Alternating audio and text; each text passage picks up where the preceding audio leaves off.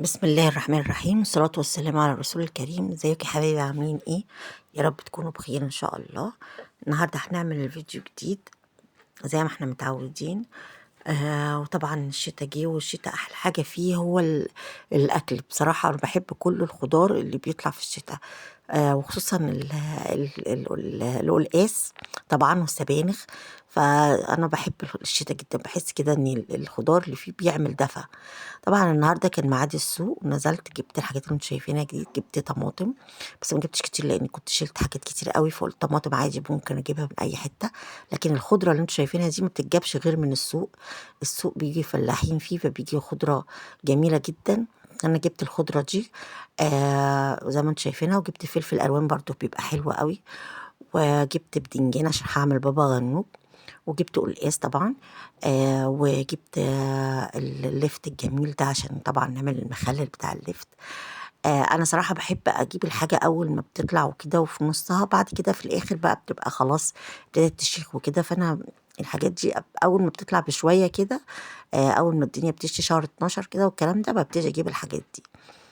انا طبعا حطيت عملت بابا غنوج، بس طبعا ما طلعتلكوش لان انا عملته قبل كده معاكم.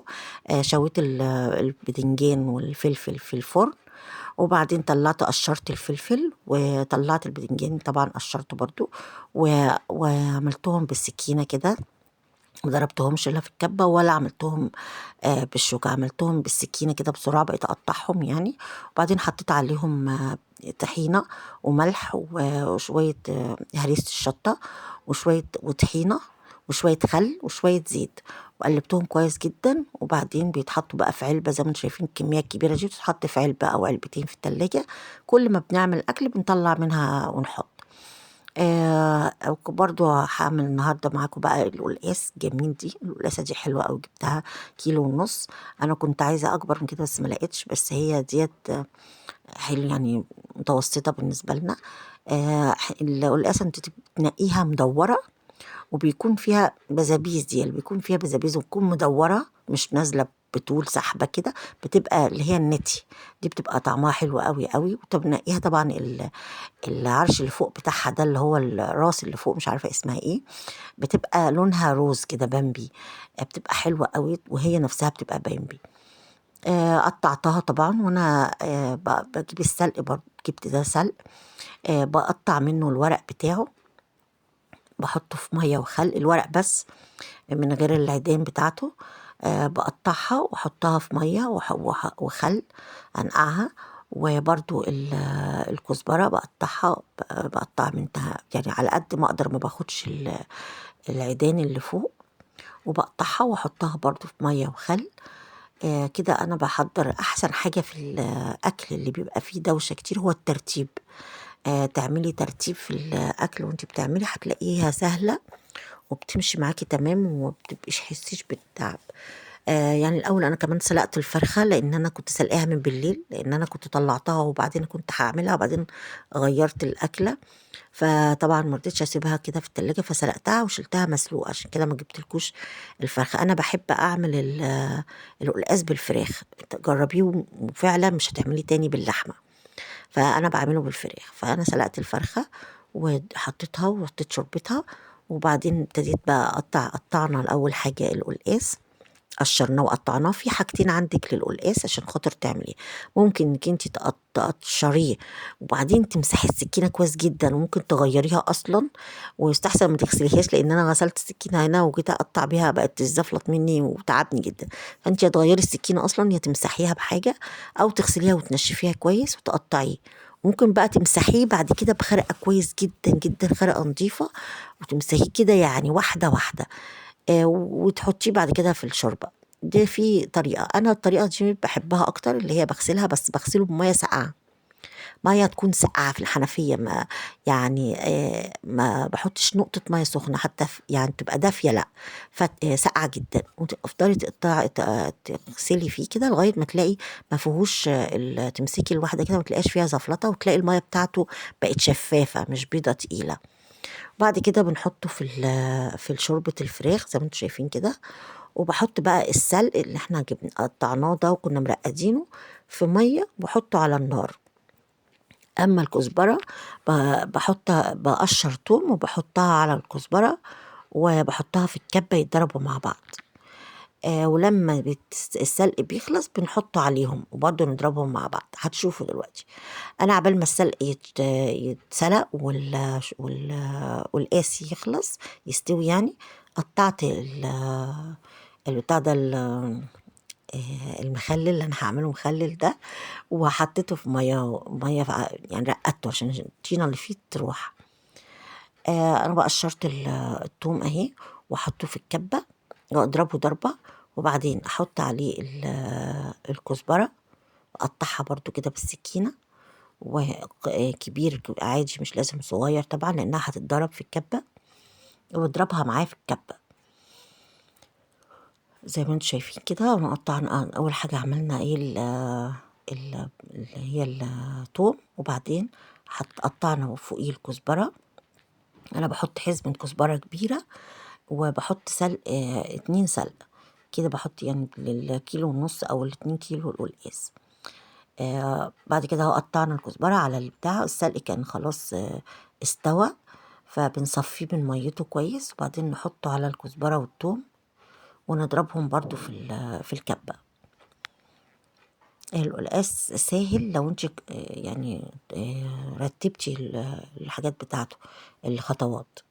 هنا ضربنا كويس السلق مع الكزبرة والثوم وشوية طبعا ملح وفلفل أسمر بسيط. المية بتاعت السلق اللي هناك دي بتحطيها على القلقاس، طبعا بتدي لون القلقاس جميل جدا. هنا حطينا بقى طاسة فيها سمنة، أنا بستخدم سمنة أو زبدة اللي يعجبك.